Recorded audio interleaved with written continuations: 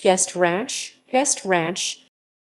A guest ranch, also known as a dude ranch, is a type of ranch oriented towards visitors or tourism.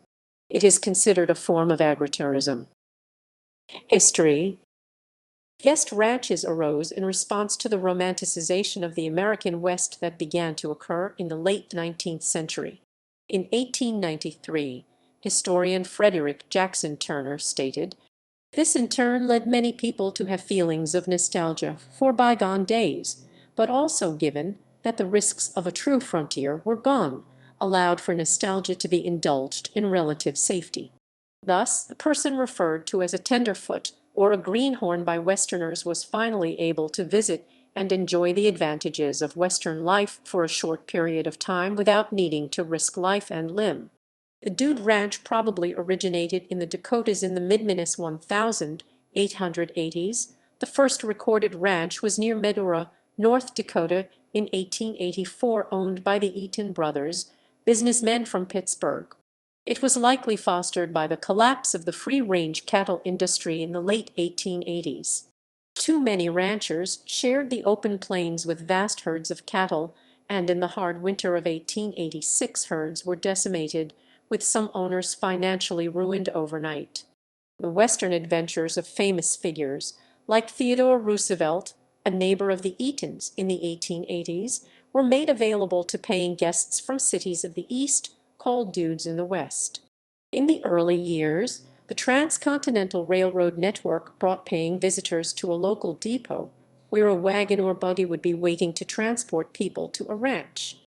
Experiences varied, as some guest ranch visitors expected a somewhat edited and more luxurious version of the cowboy life, while others were more tolerant of the odors and timetable of a working ranch. By 1913, it was noted that ranchers had begun to dress as cowboys and introduce pageantry such as an afternoon cattle roundup. While there were guest ranches prior to the 20th century, the trend grew considerably after the end of World War I. In the early 1920s, guest ranching became popular in Texas. As one rancher near Bandera, Texas, noted, "You can run more dudes to the acre in these hills than you can cattle." Dude wrangling was profitable, and vacationers were easier to handle than stock, although some wranglers considered dudes ornerier than livestock. Competition with ever larger and more professional cattle operations around this time possibly also contributed to this trend. In 1923, a dude ranch opened in Hawaii, modeled after those in Wyoming. In 1926, the Dude Ranchers Association was founded in Billings, Montana, to represent the needs of this rapidly growing industry.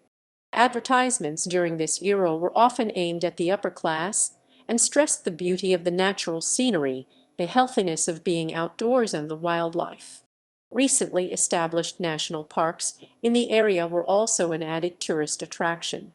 During the Great Depression, the industry continued to expand, likely as an alternative income source, as real cattle ranches were experiencing financial troubles. In the 1930s, dude ranches proliferated along the Rocky Mountains and around Palm Springs in California, while becoming rarer in Texas.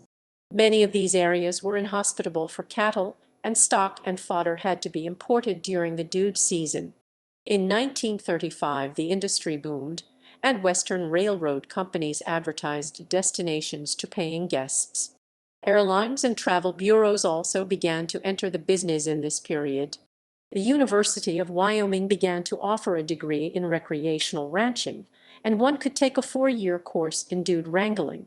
Most of the patrons hailed from New York in this time. As the trips became more popular and less affluent people began to become interested, there was an economic incentive to establishing lower-cost dude ranches in the East, including in New York State. In 1943, the Eastern Dude Ranchers Association was formed.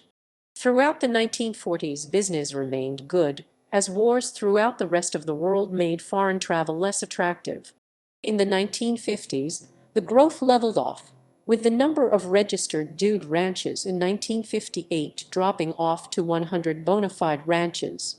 Especially in Arizona and California, the industry became more professional, with dude ranches becoming more like country clubs with elegant rooms and diverse recreational amenities such as tennis courts, golf and heated swimming pools, catering to some 200 guests at a time by the 1960s. Agriculture was no longer practiced, and many ranches no longer held any cattle. Establishments with horses for guests needed to import fodder. In turn, other ventures began to turn away from the term, advertising themselves as not a luxury resort or a dude ranch, but a working ranch with guest rooms. This trend was already evident in the 1930s, but by the 1950s the term began to become unpopular, with most establishments advertising themselves as simply ranches and stressing their bona fides. Common to most of these establishments was free use of horses, while normal resorts charged customers extra for a horse ride. Guests would often ride into the surrounding hills for a camping trip. Some guests preferred to do ranch tours, and this was sometimes advertised, with such guests being advised to visit in the autumn when there were more chores. Eastern ranches often lacked cattle, but in order to maintain a Western atmosphere, one New York ranch bought a bison from a zoo, and another had an entire Western town built, complete with saloon, board sidewalks, and a dirt street. Of course, the main attraction for most tourists was the myth and adventure of the Wild West. Western ranches were likely less discriminatory, with very few ranches billing themselves as restricted, but in the Eastern industry this practice was common in the 1930s. In the U.S., guest ranches are now a long-established tradition and continue to be a vacation destination. Depending on the climate, some guest ranches are open only in the summer or winter, while others offer year-round service. Some of the activities offered at many guest ranches include horseback riding, target shooting, cattle sorting, hay rides, campfire sing-alongs, hiking, camping, whitewater rafting, ziplining, archery, and fishing. College students are often recruited to work at guest ranches during the summer months. Common jobs offered to college students include housekeeping, wrangler, dining staff, and office staff or babysitters. A number of working ranches have survived lean financial times by taking in paying guests for part of the year. Hunting ranches. Some guest ranches cater to hunters.